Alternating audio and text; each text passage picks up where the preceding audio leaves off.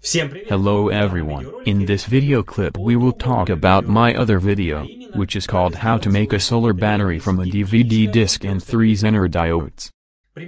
I recently posted this video and it generated a lot of interest.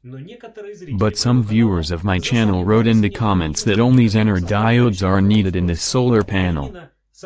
But discs and wires are of no use. Now I will check how necessary these elements are and what will happen without them.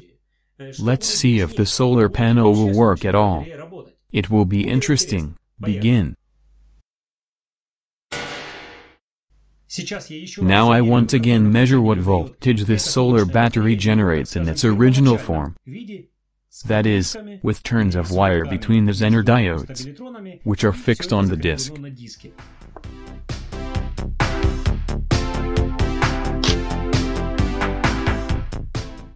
The result is approximately 23 millivolts.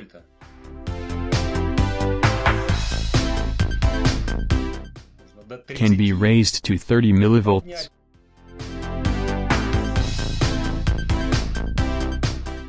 (31 millivolts, 32).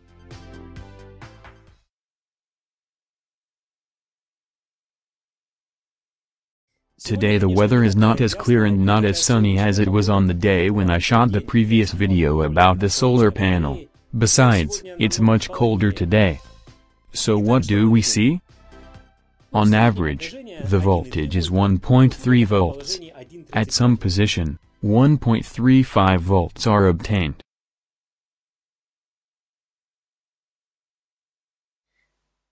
One of the options that sounded in the comments is that these coils or turns of wire are not needed. Let's check this option now. I will remove these turns of wire, connect the Zenerdiodes in short sections and see what the result will be. In order not to disassemble this whole structure, I will use a different disc. I hope that no one will have any doubts that this is a regular disc, the same as this one. I will transfer these Zenerdiodes here.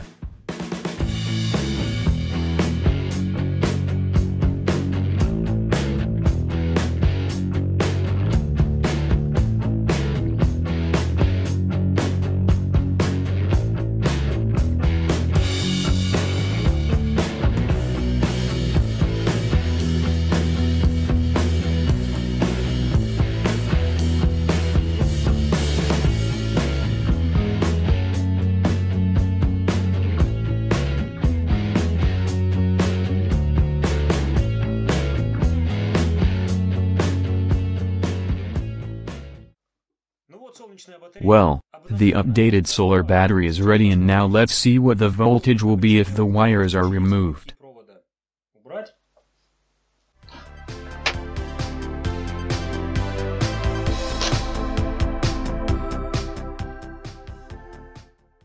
It is immediately clear that the result is much worse.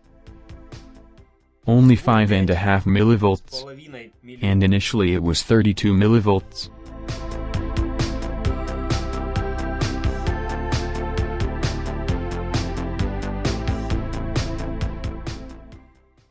If you try to catch sunlight or light from a spotlight, you can raise the voltage a little.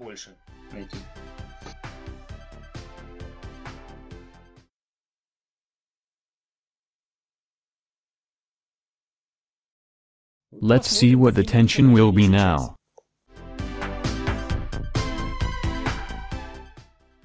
Obviously, the voltage has become almost half less and is now about 750 millivolts.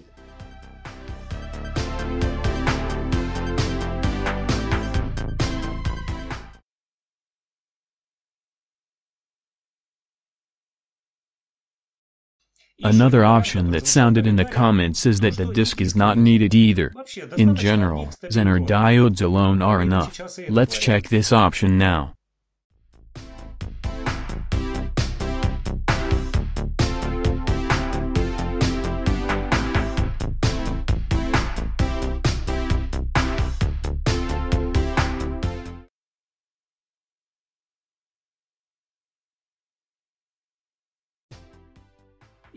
As you might expect, the tension is even less.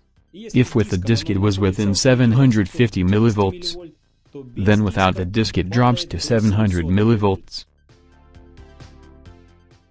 Well, as it seems, everything is obvious.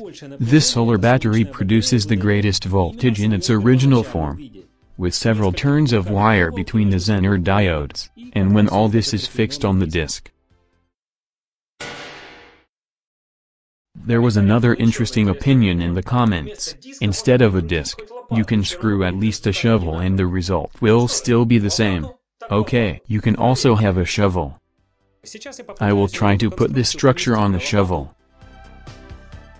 So, the most interesting moment. Can a shovel replace a disk?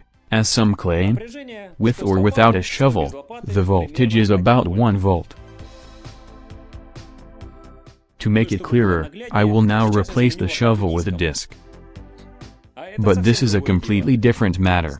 With the disk, the voltage immediately rises to 1.1 volts. So the number with the shovel does not work. Another option from the same category sounds like this: Zenerdiodes could be attached even to a brick, and still the voltage would be the same. Let's check this option too. I didn't find a brick, but I have paving slabs. Let's see what happened. What are paving slabs capable of? The results are slightly better than with a shovel. But the changes are still minor. Paving slabs change the output voltage by only a few hundredths of a volt. 1.1 volts. It's about the same with tiles. Replace the tile with a disk.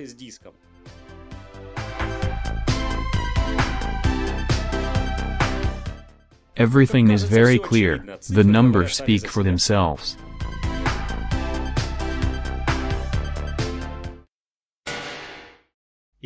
What conclusion can be drawn? The voltage in this solar cell is generated by Zenerdiodes when sunlight or artificial light hits their crystal.